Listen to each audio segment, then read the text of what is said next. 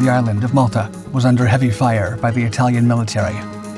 Although it was midnight, the sky was lit with anti-aircraft fire and dogfights between British and Italian fighters. Despite the numerical advantage of the Axis air forces, they had failed to establish air superiority. The reason behind this was the Hal Far Fighter Flight, a well-coordinated but small force of RAF Gloster Gladiators. The unit had less than 18 operational aircraft of this outdated biplane design. However, it was still inflicting heavy casualties on the Italians. The British pilots were so comfortable with the Gladiator that they would go on to defend the island for over 10 days without additional air support. When picturing a biplane fighter, it is usually in the context of World War I aces. However, even though after the 1930s the use of biplanes was in decline, the Gloster Gladiator still had enough fight in it to become a fearsome sight against more modern aircraft.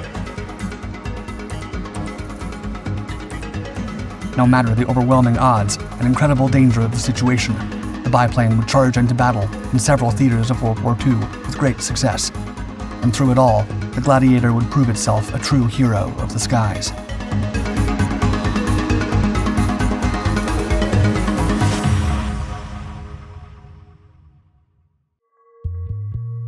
Development.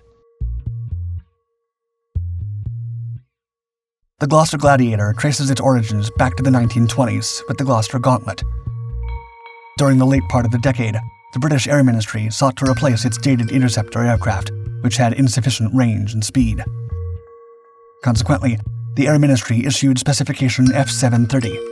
It sought an aircraft capable of speeds of at least 250 miles per hour, an armament of 4 machine guns, capability for day and night operations, and the inclusion of the new Rolls-Royce Goshawk evaporatively cooled inline engine.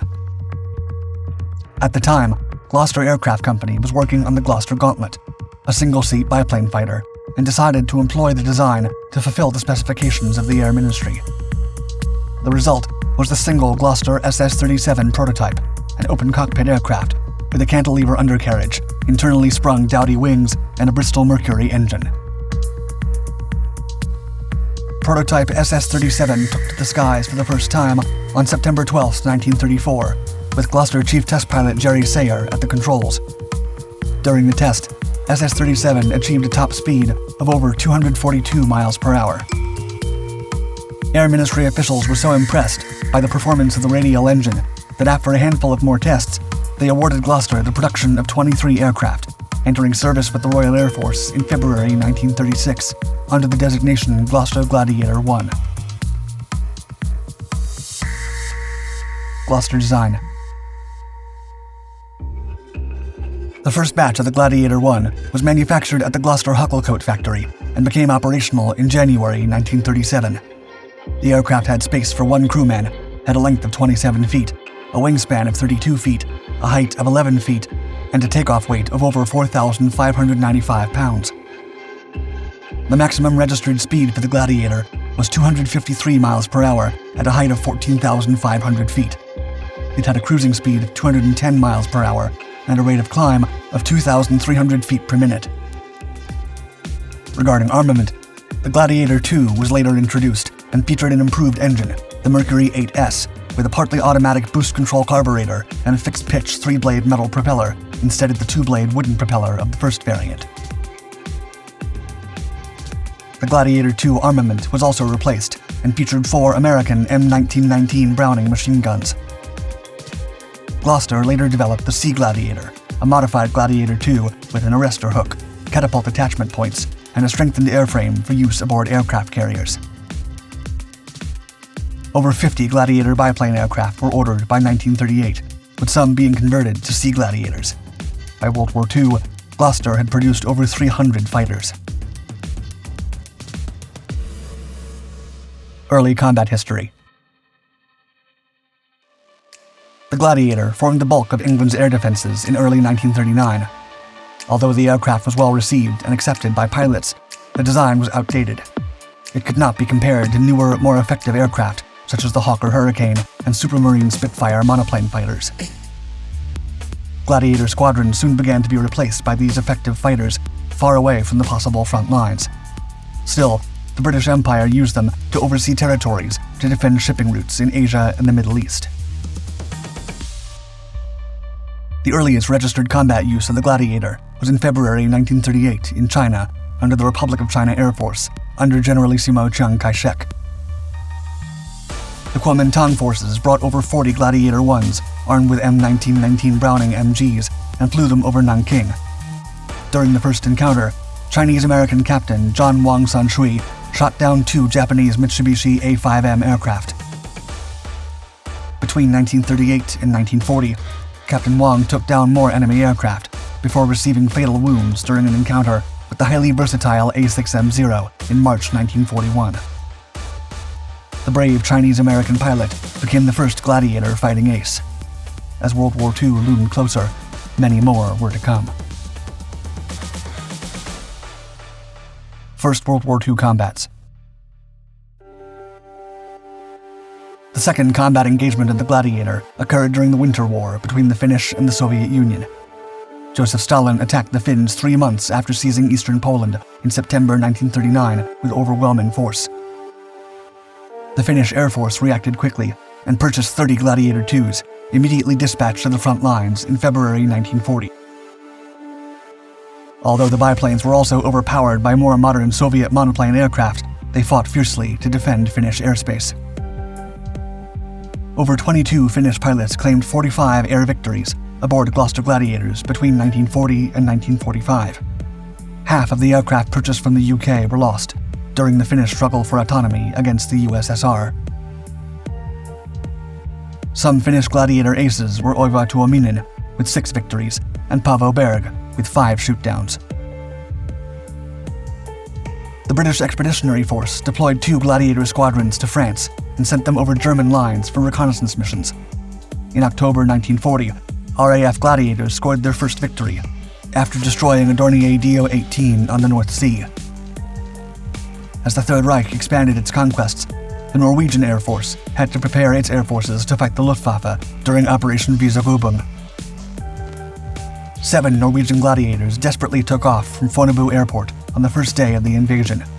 They miraculously destroyed 2 HE-111 bombers, 2 Bf-110 fighters, and 1 paratrooper Ju-52 transport. Although the 7 aircraft did not survive the encounter, the brave squadron became a testimony of Norwegian resilience. Italians and British clash. The Belgian Air Force also suffered heavily as Germany approached the borders with France in April 1940. Some 15 Gladiators were destroyed by Luftwaffe fighters without any German losses. Following Italy's invasion of Greece, the Mediterranean campaign began, and more Gladiators were thrown into the fray. Australian, Greek, and South African were pitched against the Italian Regia Aeronautica flying Fiat biplane fighters. Marmaduke Pat Paddle, a South African ace, claimed 15 air victories in Gloster Gladiators during the Greek and North African campaigns, turning him into the highest-scoring RAF biplane ace of World War II. The struggle for the Mediterranean also led German and British aircraft to clash over the skies of the island of Malta. HMS Glorious delivered 18 Sea Gladiators to the island in mid-1940, just in time for the siege in June. The RAF formed the Hal Far Fighter Flight of Gladiator aircraft and defended the island alone for over 10 days. The Gladiators kept the Italian SM-79 Sparviero bombers at bay and handled themselves exceptionally against CR-42 and MC-200 escort fighters. The strict coordination of the Gloster pilots allowed the RAF to later deliver Hurricane aircraft that secured Malta from subsequent Italian incursions. The bitter rivalry between the Gladiator and the Italian CR-42 continued in North Africa. Skirmishes between both aircraft were common, which led to a similar claim of air victories between the Italian and Commonwealth pilots. Legacy and impact. The combat performance of the Gladiator was similar in Greece, where it also had intense dogfights in the fight for the Greek mainland against Italian fighters. Gloster Gladiators intercepted Italian bombers and CR-42 escort fighters that led bombing missions to strike Greek bases and strongpoints. Rivalries also rose between pilots in the continuous firefights that broke out on the Albanian border. On February 28, 1941, the largest air encounter in the Gladiator's career took place in the clouds of Albania. over 30 Gladiators and Hurricanes engaged 50 Italian aircraft, taking down and damaging over 27. Ace Pat Paddle was among the pilots, scoring 5 Italian aircraft for himself. Secondary theaters of the Gloster Gladiator included Iraq and Syria. The sole Gladiator-on-Gladiator score occurred in Iraq on May 5, 1941, when an RAF Gladiator engaged another Iraqi Gladiator near Bakba in a bomber escort mission. As for the Iraqi Gloster Gladiators, they only claimed one Vickers Wellington.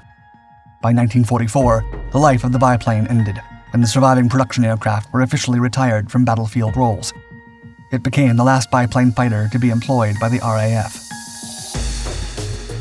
One key to the biplane's success was its air-cooled radial engine, which was durable in combat. While a liquid-cooled engine would quickly overheat if damaged, a radial engine could take a beating and keep running. Despite its many shortcomings and outdated design, especially its race against time with more modern fighters, the Gloster Gladiator had a heroic career that defended the British dominions late in World War II.